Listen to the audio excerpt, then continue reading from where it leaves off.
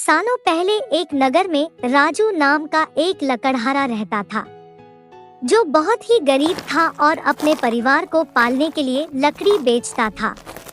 वो रोज जंगल लकड़ी काटने के लिए जाता और उन्हें बेचकर जो कुछ पैसे मिलते उससे अपने परिवार के लिए खाना खरीद लेता था। उसकी दिनचर्या सालों से ऐसी ही चल रही थी। एक दिन लकड़हारा जंगल में बहती एक नदी के बगल में लगे एक पेड़ की टहनियों को काटने के लिए उस पर चढ़ा। उस पेड़ की लकड़ी को काटते काटते उस लकड़हारे की कुल्हाड़ी नीचे गिर गई। तेजी से लकड़हारा पेड़ से उतरा और अपनी कुल्हाड़ी को ढूंढने लगा। उसे लगा था कि नदी के आसपास उसकी कुल्हाड़ी गिरी होगी और ढूंढने पर मिल जाएगी। वास्तव में ऐसा कुछ हुआ ही नहीं, क्योंकि उसकी कुल्हाड़ी पेड़ से सीधा नीचे नदी में जा गिरी थी। वो नदी काफी गहरी और तेज बहाव वाली थी। आधे से 1 घंटे तक लकड़हारा अपनी कुल्हाड़ी को ढूंढता रहा, लेकिन जब कुल्हाड़ी नहीं मिली तो उसे लगने लगा कि अब उसकी कुल्हाड़ी उसे कभी वापस नहीं मिलेगी। इससे वो काफी दुखी हो गया। लकड़हारे को पता था कि उसके पास इतने पैसे भी नहीं हैं कि वो नई कुल्हाड़ी खरीद सके। अब वो अपनी स्थिति पर नदी किनारे बैठे बैठे रोने लगा और सोचने लगा कि अब वह अपने परिवार को कैसे पालेगा। लकड़हारे की रोने की आवाज सुनकर वहां नदी के देवता आ गए। उन्होंने लकड़हारे से पूछा, बेटा, क्या हो गया? तुम इतना क्यों रो रहे हो? क्या कुछ खो दिया है तुमने इस नदी में? नदी के देवता के सवाल सुनते ही लकड़हारे ने उन्हें अपनी कुल्हाड़ी गिरने की कहानी सुना दी। नदी के देवता ने पूरी बात सुनते ही कुल्हाड़ी को ढूंढने में लकड़हारे की मदद करने की बात कही और वहां से चले गए।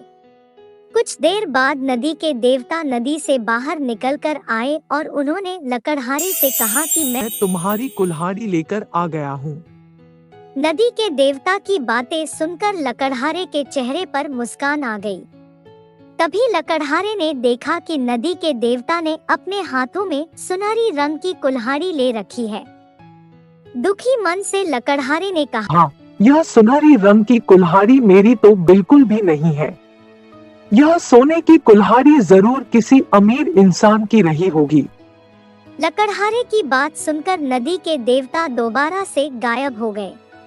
कुछ देर बाद नदी के देवता दोबारा नदी से बाहर निकले। इस बार उनके हाथों में चांदी की कुल्हाड़ी थी। उस कुल्हाड़ी को देखकर भी लकड़हारे को खुशी नहीं हुई। उसने कहा कि ये भी मेरी कुल्हाड़ी नहीं है, ये किसी दूसरे इंसान की कुल्हाड़ी होगी। आप उसी को ये कुल्हाड़ी दे दीजिएगा। मुझे तो अपनी ही कुल्हाड़ी ढूंढनी है। इस बार भी लकड़हारे की बात सुनकर नदी के देवता फिर वहां से चले गए। पानी में गए भगवान इस बार काफी देर बाद बाहर आए। अब देवता को देखते ही लकड़हारे के चेहरे पर बड़ी सी मुस्कान थी। उसने नदी के देव से कहा कि इस बार आपके हाथ में लोहे की कुल्हाड़ी है और लग रहा है कि ये मेरी ही कुल्हाड़ी है।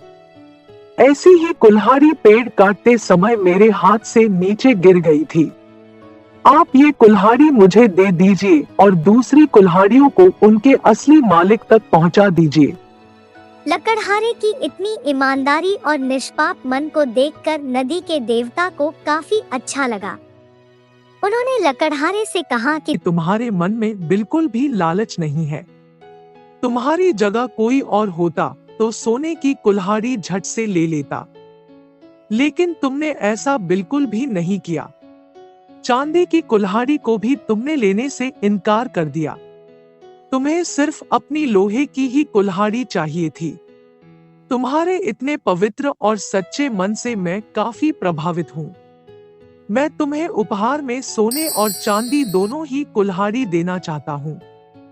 तुम अपनी लोहे की कुल्हाड़ी के साथ इन्हें भी अपने पास अपनी ईमानदारी के तोहफे के तौर पर रख लो। राजू ने सोने और चांदी की कुल्हाड़ी रख ली और अपने परिवार के साथ खुशी से रहने लगा।